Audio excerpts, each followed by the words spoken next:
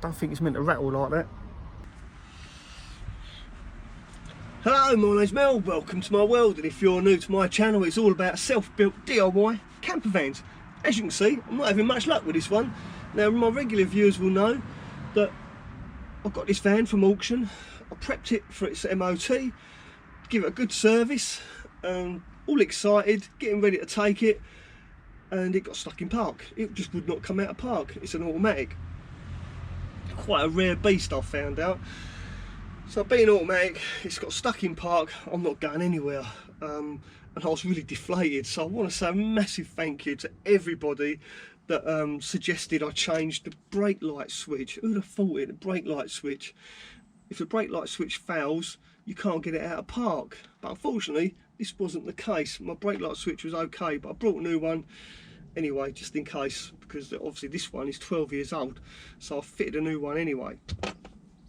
Now, the other symptoms I had was when I did get it out of park, I pressed a little release button, and again, thank you to everyone that tipped me off on this. There's a little manual release so you can get it out of park, and thank goodness I could, otherwise I would have been really stranded.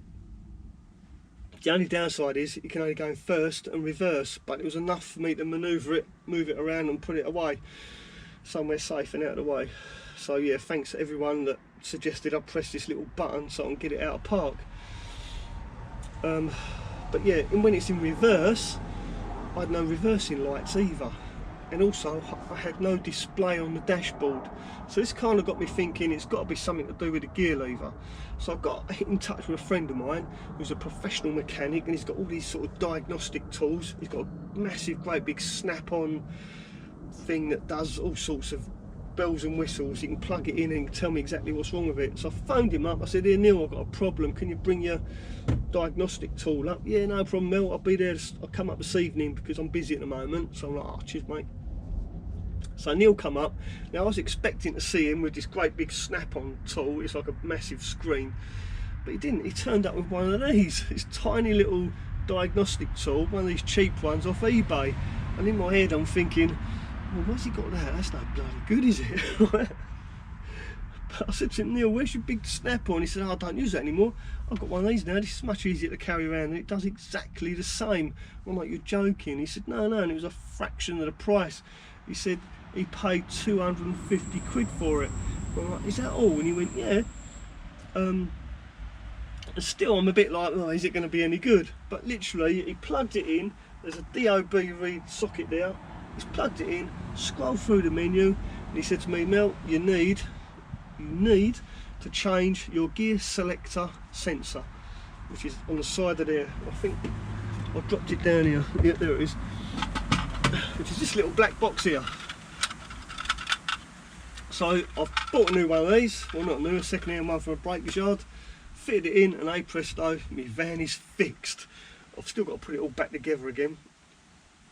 Take it for a test drive yet, but I thought I'd just make a quick video to give you an update that I've actually fixed the van. I found the problem, and all thanks to one of these little cheap eBay items. Now, I was so impressed with Neil's, I thought I'm going to buy one as well, because at the end of the day, you drive a van around, you have a spare wheel, right? You've got a spare wheel in case you get a puncture, so why not get one of these, so if your engine management light comes on, you can diagnose what it is.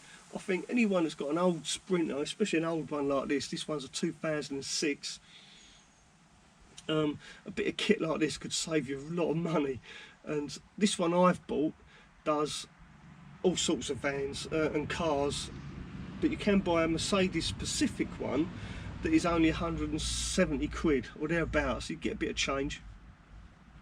So I was searching on eBay for one of these, and I come across a company called LJM Direct, and they're based in Hartlepool. So they're an English company. Got a lot of people on eBay selling stuff, are based in China, and they were quoting me delivery times of like the end of October. And this is like, it's the 4th of October when I was looking for this. But because these are in Hartlepool, next day delivery. Really chuffed. And also, I sent them a message saying, will it definitely work on my Sprinter? I've got an automatic Sprinter, will it work? And they reassured me it would be absolutely perfect, absolutely fine. And this was the Mercedes specific one. It's 170 quid. I said, what about the the better one, the one that does all vehicles. Will that do the same? He said, yeah, of course it will. So I ordered one, and sure enough, it turned up. I plugged it in just to make sure it works, really. And yeah, it gave the same codes as my mechanics one did, exactly the same, and it even does a test where it tests the solenoids in the gearbox. So now I know my solenoids in my gearbox are all good to go, all thanks to this. So if you own a Sprinter, or any other van for that matter, but in particular a Sprinter, because of all the electrics, I highly recommend getting yourself one of these. You can't go wrong, really. I mean, imagine if you're somewhere like Hebrides or out in Mongolia or somewhere, and your engine light comes on. Yeah, you'd be stuffed. But with one of these, no problem at all. You can diagnose it. It's all about being self-reliant and self-sufficient. With one of these, that's exactly what you become. With a bit of luck, you can fix it yourself, because at the end of the day, it's all just screws and nuts and bolts. But without one of these, you're not going to have a clue what's wrong with your van. And I know for a fact, if you take your van to Mercedes main dealer, it'll probably cost you the price of one of these. So why not get one? I'm that convinced. I'm going to leave a link in the description to where I brought this, and I'll leave a link for this one that I've brought. This was £250-ish, or just under 250 quid. I'll leave a link to this one, and I'll leave a link to the Mercedes specific one as well, which is a lot cheaper. It's only it's less than 170 quid. And I think for that sort of money, it's really worth buying one. It's probably just as important to have one of these as it's a spare wheel. That's what I think anyway.